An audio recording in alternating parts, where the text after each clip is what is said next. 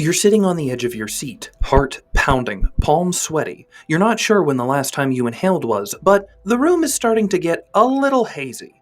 This isn't your first date with that homeless lady that sleeps at the gas station. No, you're watching Invincible, unsure if you should watch the episode to the very end or call 911 because your Prozac doesn't seem to be helping with the heart palpitations. Now, while I can't answer that question for you legally, I can answer how Invincible builds this tension throughout the series, how it continues to keep its characters changing for the entirety of the show, and how they expand the story world without losing focus of the heart and soul of the narrative. For any of you looking to write a series on TV or a book, this masterclass in storytelling will give you everything your heart can handle. So, without further ado, let's pop those blood pressure meds and get this show on the road.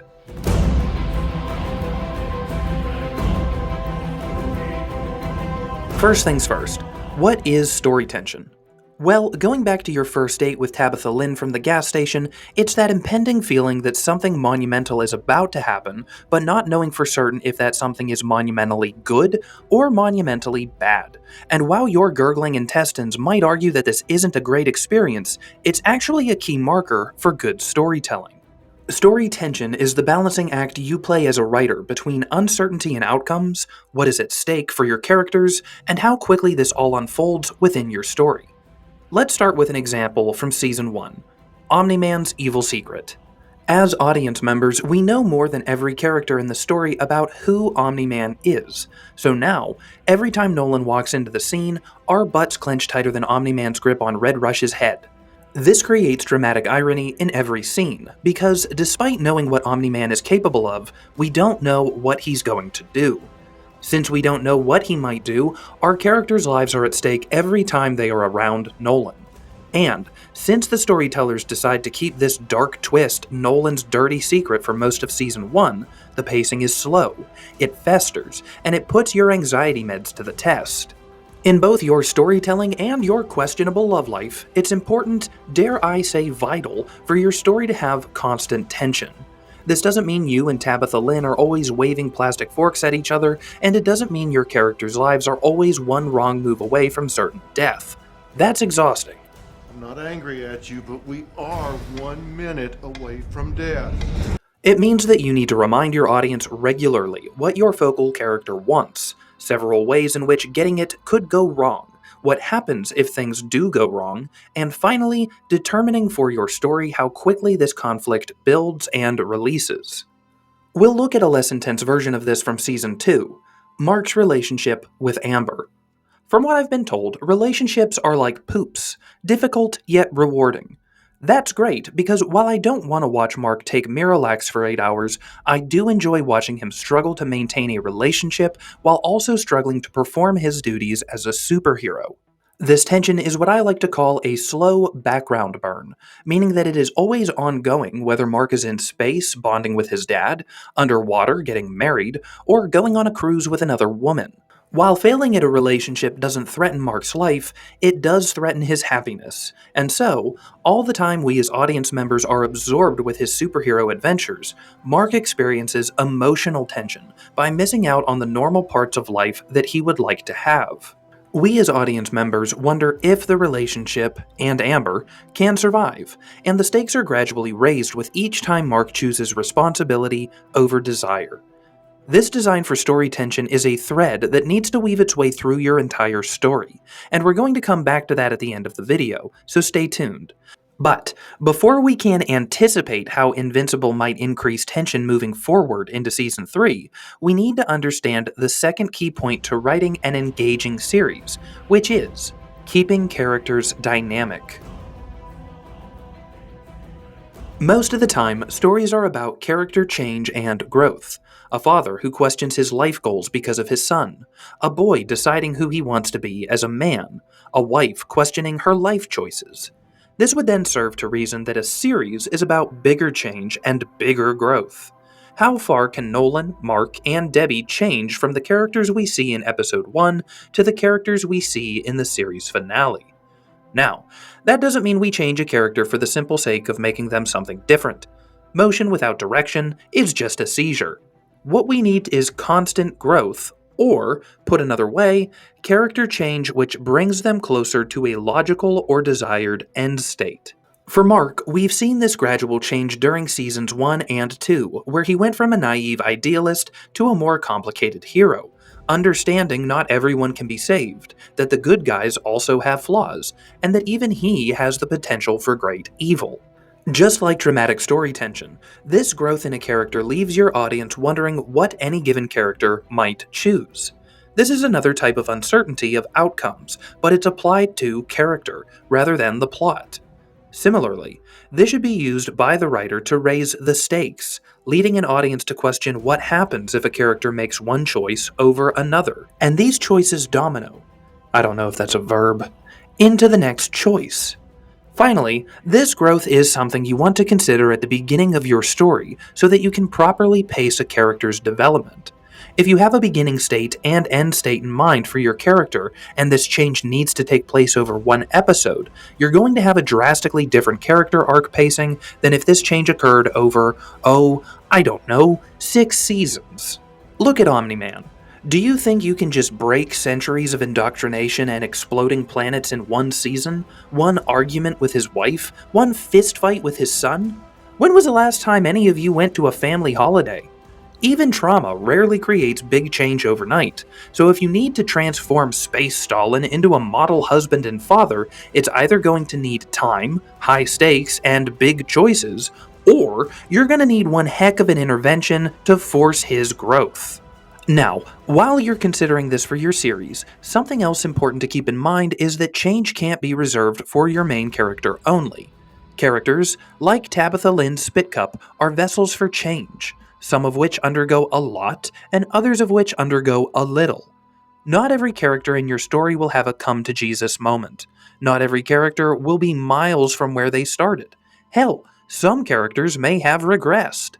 But, for the most part, a character that doesn't grow is dead in the ground. Well, or at least dead to your audience, which is essentially the same thing. By having dynamic casts of characters, you enrich your story while also giving your audience more opportunities to be engaged. Keyword there is opportunities. Like a significant other, you need to take advantage of your characters if you want them to make your story better. For example, it doesn't matter how many anxiety medications you have at your disposal if you don't take any. Conversely, if you take all of them at once, you and your audience are going to have a bad time. This is why, even when planning side character arcs, you need to consider where you want them to start their journey, where they end their journey, and how much time you have to make that trip from A to B. Otherwise, if every character is densely fleshed out and painstakingly focused on, you'll overload your audience and they'll quit watching because there's a lot of crap going on, but progress feels slow as you change from storyline to storyline. And while some people love Rings of Power, I'm here to teach you good storytelling. So, rather than making tangential characters the focus of your narrative, give side characters moments where we can explore topics like betrayal, independence, or learning to be less of a douche. Make them lovable, give them purpose, because these side characters may just end up becoming one of the huge consequences for your main characters. It all ties together, guys, like dinner at Grandma's after that big intervention. The growth and change in our main characters serves as the entree for the story, while side characters provide complementary flavors, spices, or mouthfeel, not only enriching scenes and episodes, but also giving the story universe room to expand in scope, scale, and emotion, which is your third and final major focus. So, the same way your relationship with that lady at the gas station developed over time, the scope of a story takes time to grow into something beyond our primary character. When we look at Invincible, we see that Season 1 is mostly about Mark, his dad, and Earth's safety from Nolan. But, as we head into Season 2, we start getting glimpses of a bigger picture. Earth is just another planet the Viltrumites are trying to conquer, and there is an intergalactic federation of superheroes fighting to destroy the Viltrumites led by Seth Rogen. While Mark and Nolan might play a critical role in this space war, they are currently just two heroes of Earth trying to figure out their ways through life. This is what I call the spiral out method, meaning that when the story circle of your first series is about to draw to a close, we expand the scope of the story world to keep the narrative going. After Nolan's betrayal in Season 1, Mark learns how to be a hero without his role model. Without Earth or a family, Nolan finds meaning in becoming a bug god.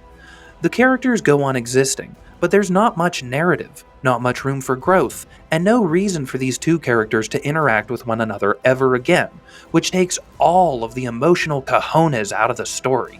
It's not until a bigger threat, meaning something more menacing than Omni-Man, poses danger to Mark and Earth that the story regains its sense of progress. Mark's struggle is no longer just internal, and it's no longer just his father. It's an entire planet of crazy supermen that want him to finish his father's job. Realize that our main characters remain the focus of our story. Yes, the story world gets bigger, but Mark is still at the story's center. If you really want to tick off an audience, leave your main character for someone else more important. This is literary infidelity, and, like real infidelity, it will lead you to losing half of your stuff or waking up with a knife pointed at your metaphorical coin purse. So, let's avoid that at all costs. In our own stories, we want our hero to, well, remain the hero. As they get better, the challenges get bigger.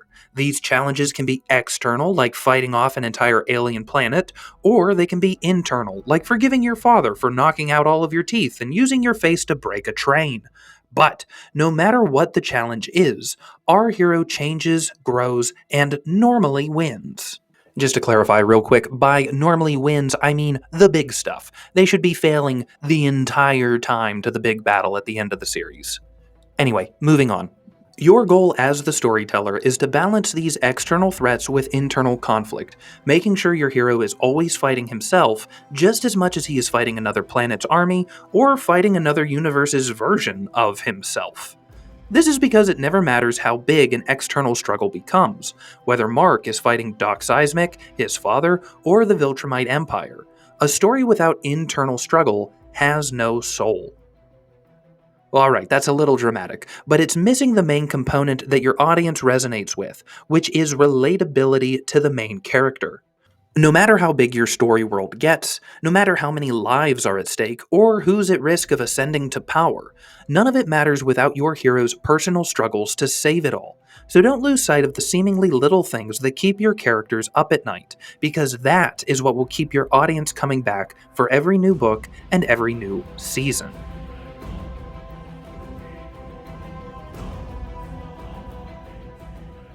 So, to recap, don't forget to keep the dramatic tension in your story elevated by emphasizing uncertainty, consequences, and playing with pacing. This same rule also applies to your heroes. Your story isn't just about the world changing, it's about how it changes your characters and how your characters change the world. Finally, make sure that when you expand this world, either in scale or scope, that you keep your hero's struggles in focus to ground your audience in your story. In your own stories, keep your tension, but allow it to fluctuate in an upward fashion. Allow your characters to change and grow in the appropriate direction, and build a world where your hero has the power to change it. Thank you guys so much for watching, and I wanted to give a special thanks to the guys who have been here forever. This channel just broke 2,000 subscribers, and I am so grateful to all of you, but especially those first brave souls that took a chance on this channel when it was literally just a little more than nothing. Until next time, thank you for the support, and keep writing the best stories possible. Doobity-boo, doobity-boo. We got a little bit longer credit roll this time, but but it's still the end.